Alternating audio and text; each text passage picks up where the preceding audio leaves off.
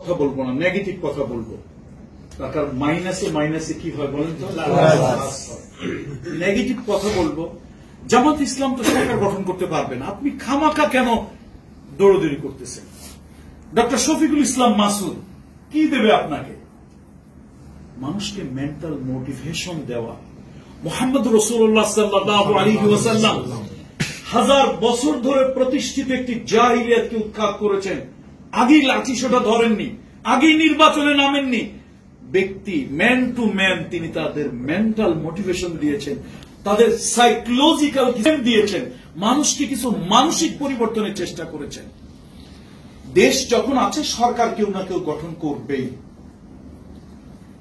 আওয়ামী লীগ আপাতত আসতে পারছে, বিএনপি হোক অন্য কেউ, সরকার তো কেউ গঠন করবে। এদেশের রাষ্ট্র চেয়ার তো খালি থাকবে না। আমার প্রশ্ন হচ্ছে, আমি তো জামাত ইসলামের জন্য লড়ছি না, আমি লড়ছি একটা আদর্শের জন্য।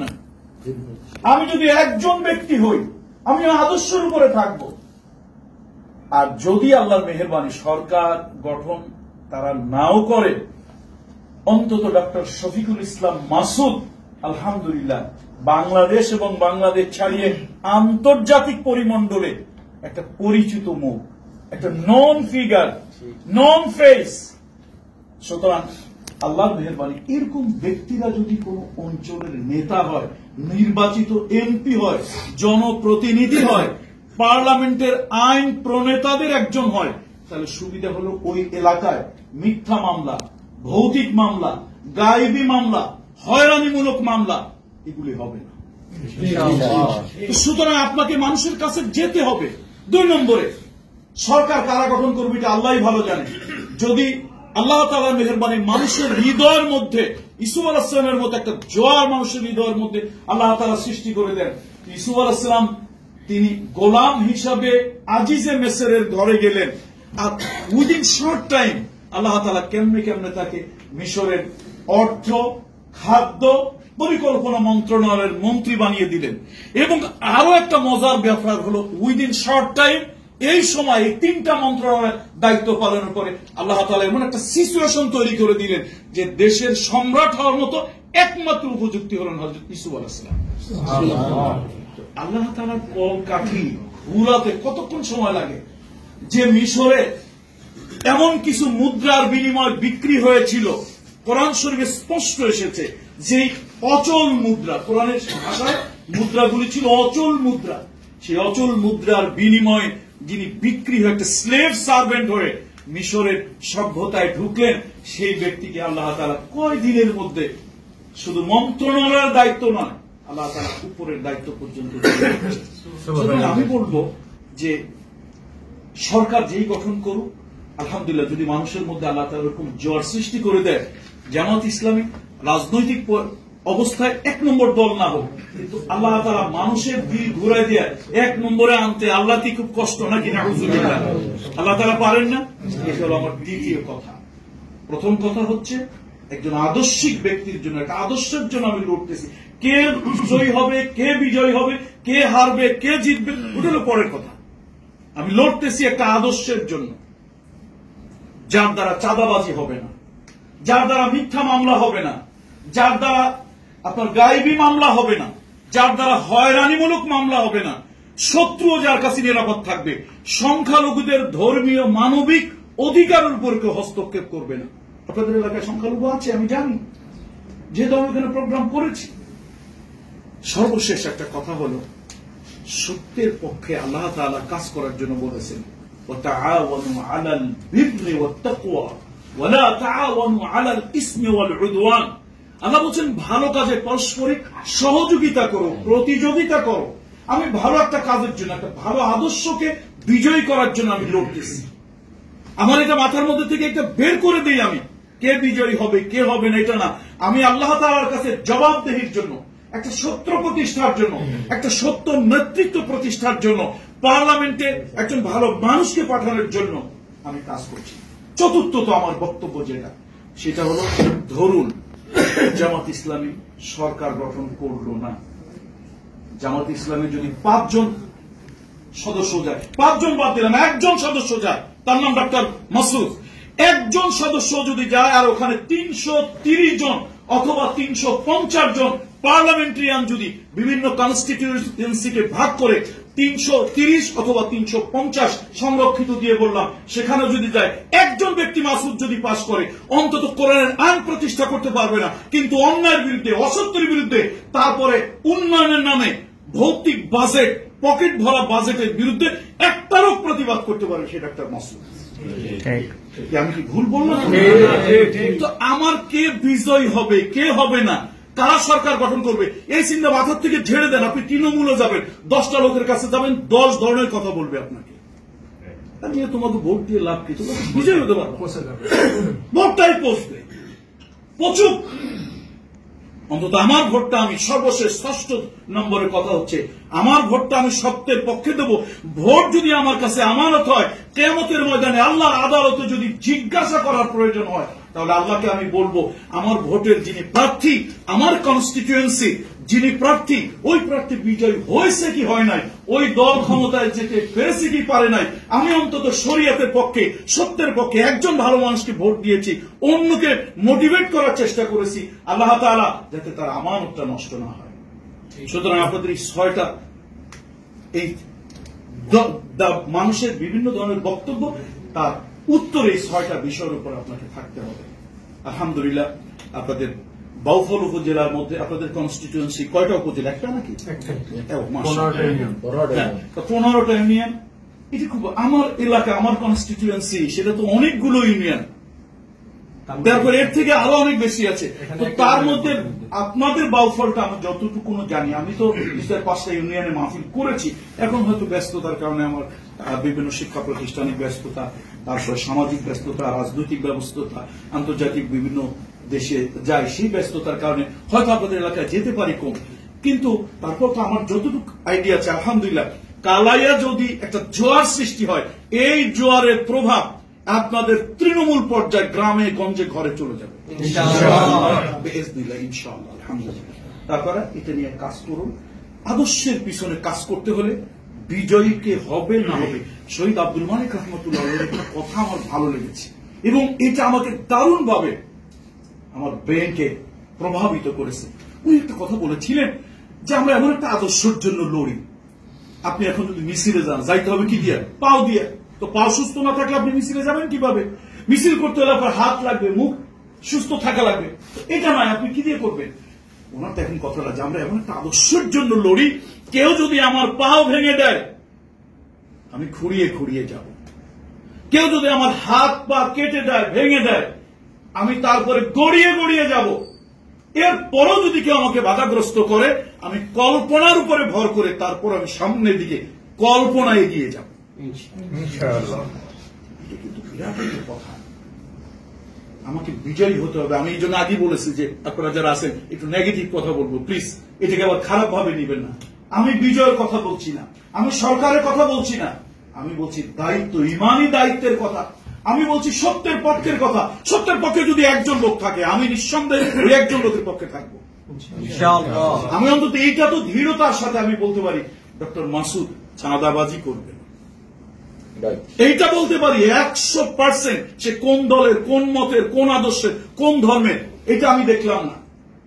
ব্যক্তি মাসুদকে বলছি, সে অন্তত তার মতো একটা লোক মানুষকে মিথ্যা মামলা দিয়ে হয়রানি করবে না। এরকম একটা আদর্শের পিছনে কি আমার থাকতে হওয়া উচিত নয়? এই জন্য আপনারা যত পজিটিভ কথাগুলো বলছেন, হ্যাঁ পজিটিভও দরকার আছে, কিন্তু মাঠে কাজ করতে হলে সবাই আপনাকে পজিটিভ কথা বলবে এরকম না, কেউ নেগেটিভ কথা বলবে। সেই নেগেটিভকে মাথায় নিয়েই আপনাকে সামনের দিকে এগিয়ে যেতে হবে।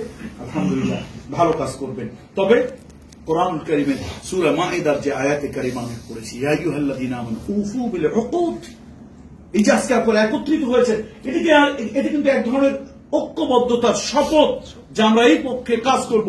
কোরআন কারীম বলেছেন, কোন উকুদ যদি তোমরা করো, কোন আহাদ, কোন ধরনের প্রতিশ্রুতি, কোন ধরনের সংঘবদ্ধ চুক্তি যদি তোমরা করো, খবরদার সেটা খেয়ানত করবে না। আয়াতুল মুনাফিক, মুনাফিকের যে আলামত, সেই আলামতের ভিতরে অন্যতম একটি আলামত হচ্ছে যখন সে ওয়াদা করে, সে ওয়াদা কি করে? খেলাফ। সুতরাং আলহামদুলিল্লাহ, আমি বিশ্বাস করতে চাই এখানে আপনারা সবাই অন্তত এই মানসিকতার লোকজন একত্রিত হয়েছেন যে আপনারা কোনো ওয়াদা খেলাপ করবেন, আপনারা একটা আদর্শকে সামনে নিয়ে, সে আদর্শটাকে ব্যক্তি মাসুম, সে আদর্শকে নিয়ে আপনারা সামনে নেমেছেন। জনপ্রতিনিধি একজন না একজন হতেই হবে, ব্যক্তি মাসুম যদি না হয় তো আরেকজন ব্যক্তি হলো তো এক্স ওয়াই জেড, কি যে কোনো একজন কেউ হবে না? দেশে যদি নির্বাচন হয় তাহলে কি বন্ধ থাকবে? মাসুদ সাহেব দাঁড়াইলেন না, উনি ভালো মানুষ, এত ভালো মানুষদের দরকার নেই, ওনারে বাদ দিলাম। আচ্ছা, তো আপনাদের এই কনস্টিটিউয়েন্সি কি ফাঁকা থাকবে? নির্বাচন এখানে হবে না? অবশ্যই হবে। সুতরাং আলহামদুলিল্লাহ আমি আপনাদেরকে অনুরোধ করছি ভালো কাজে আপনারা সহযোগিতা করবেন, আল্লাহ তাআলা সেটা খুব বলেছে, এবং সর্বস্ব দিয়ে করবেন। আল্লাহ তাআলা আপনাদের প্রতি রহম করুন, আপনাদেরকে এই প্রার্থীকে বিজয়ী করে আনার জন্য যতটুকু প্রচেষ্টা। আচ্ছা, কিয়ামতের ময়দানে কি আমি আল্লাহ তাআলার কাছে এই প্রশ্নের মুখোমুখি হব, তুমি আমাকে বিজয় করো নাই কেন? কি এরকম কোন প্রশ্ন?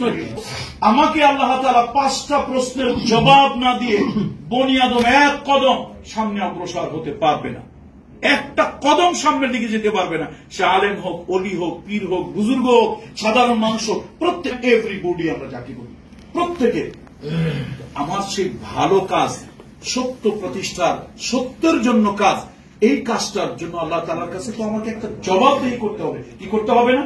আমি সে আমার সেই জবাবদেহিতার জন্য কাজ করছি। কে বিজয়ী হলেন, কে বিজয়ী হলো না, কে কোন মার্কা যাবে, কারা সরকার গঠন করবে, এগুলো মাথা থেকে ঝেড়ে ফেলি। আমি অন্তত এই চিন্তাটা করি আমি সত্যের পক্ষে আছি, একজন সত্য ব্যক্তির পক্ষে আছি, একটা সত্যের আন্দোলনের পক্ষে আছি, একটা সত্য প্রতিষ্ঠার পক্ষে আছি।